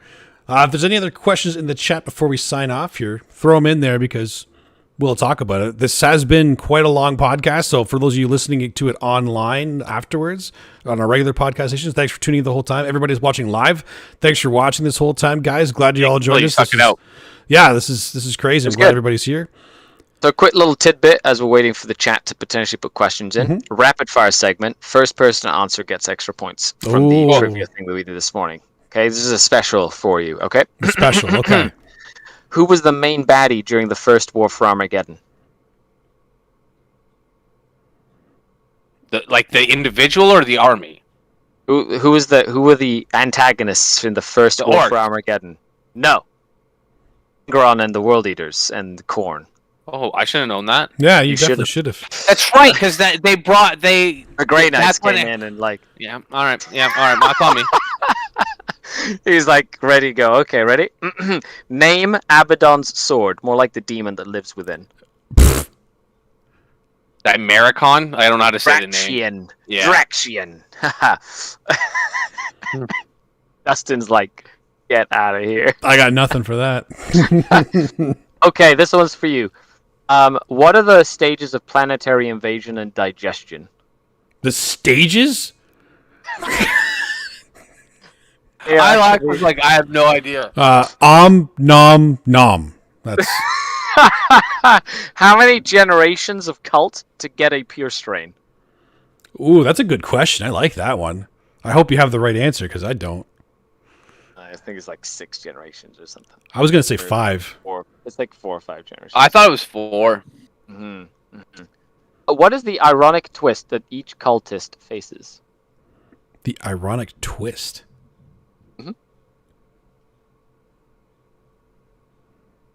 They get eaten by the Tyranids at the end, consciously knowing that they failed. Oh, cultists. You're talking about... Oh, I thought you were talking about chaos cultists. What the hell do you think I'm talking I thought you were talking about chaos cultists. I thought that for first second. Yeah. That's what I was thinking funny. of. That's like ologies to cult. They all get eaten. That's the whole... What is the game difference between a Power Fist and a Thunderhammer?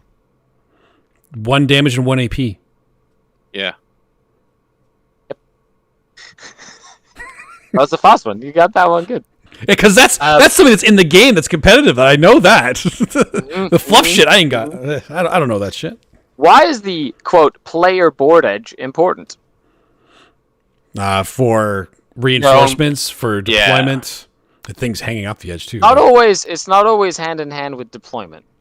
So that's important to know. Mostly when you can come in. Yeah, for strategic reserves. See, pretty much the only reason. Anyway, that's it. No other questions? No other questions? I think there was nothing. This is good. So, thanks for playing. I'm gonna give Jesse 5 more points. So he wins even more than Dustin. He wins even more now.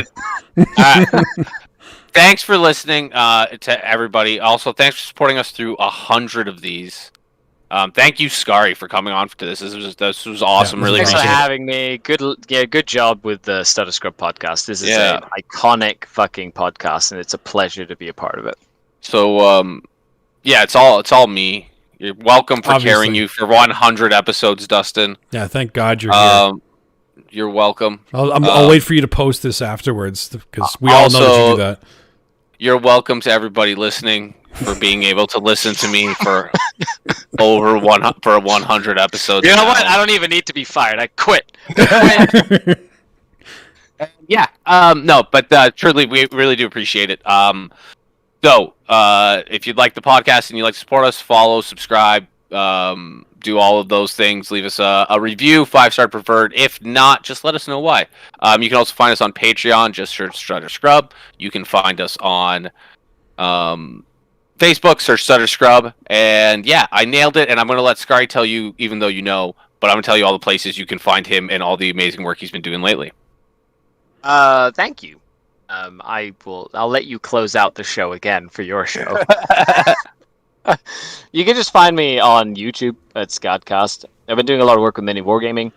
Really cool stuff that I've been doing with them is any Vault videos that I do with them get posted to the Patreon page. So if you want some extra content and just want to support a local content creator, find me on Patreon. Other than that, we're a cool community. Stick together, support people who we enjoy supporting so that we can make more content like this, including the Stutter Scrub podcast. You know, Dustin does coaching. Better sign up because he's got some skills. Other than that, thanks a lot for letting me plug myself. You know, I'll let my ego out now. Perfect.